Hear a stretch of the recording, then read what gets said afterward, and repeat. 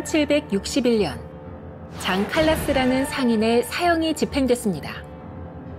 죄목은 개신교도였던 그가 가톨릭으로 개종한 아들을 살해했다는 것. 그러나 이것은 소문이 만들어낸 비극이었습니다.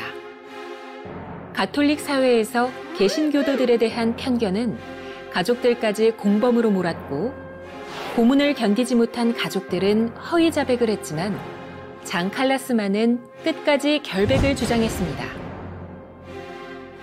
죽는 순간까지도 장 칼라스가 주장하던 결백은 사형이 집행된 지 3년 후에야 밝혀질 수 있었습니다.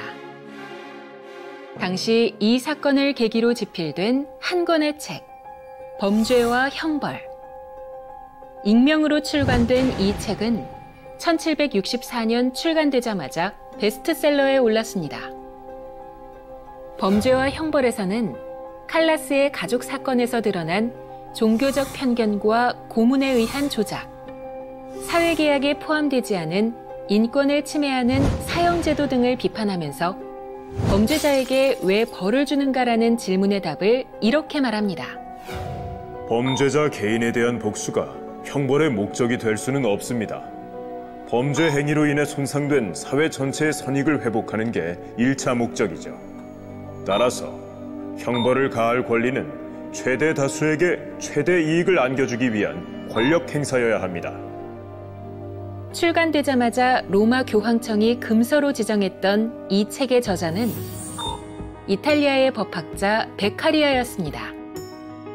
베카리아는 형벌을 공적인 정의 실현 수단으로 봤습니다. 그리고 범죄와 형벌의 28장에서 사형의 부정의에 대해 논하면서 이렇게 이야기합니다. 누구든 자신의 생명을 빼앗을 권한을 기꺼이 양도하지 않을 것입니다. 사회계약의 목적은 공리, 즉 최대 다수의 최대 행복이며 이것이 인간적 정의의 기초이죠. 사형보다 종신노역형이 공리에 부합하는 것입니다. 그에게 형벌의 목적은 범죄자에 대한 응징이 아니었으며 사회 전체의 행복을 저해하는 범죄를 억제하는 것, 즉 범죄의 예방이었습니다. 형벌의 목적은 오직 범죄자가 시민들에게 새로운 해악을 입힐 가능성을 방지하고 타인들이 유사한 행위를 할 가능성을 억제시키는 것입니다. 범죄자에게 사형은 짧은 순간의 강렬한 고통일 뿐입니다. 그리고 사형당하는 장면은 사람들에게 충격적인 공포감을 주지만 그 효과는 일시적입니다. 시간이 지나면 사람들은 사형 장면에 대한 기억을 잊어버리고 말죠. 베카리아는 시민들에게 범죄자가 노역하는 지속적인 고통을 본보기로 보여주는 것이 사형보다 더 인간의 정신에 강렬하고 효과적인 인상을 준다고 주장했습니다. 형벌의 강도보다 지속성을 중요시한 것이죠. 형벌이 정당화되려면 그 형벌은 타인들의 범죄를 억제시키기에 충분한 정도의 강도만을 가져야 합니다. 사형을 대체한 종신노역형만으로도 가장 완강한 자의 마음을 억제시키기에 충분한 정도의 엄격성을 지니고 있습니다.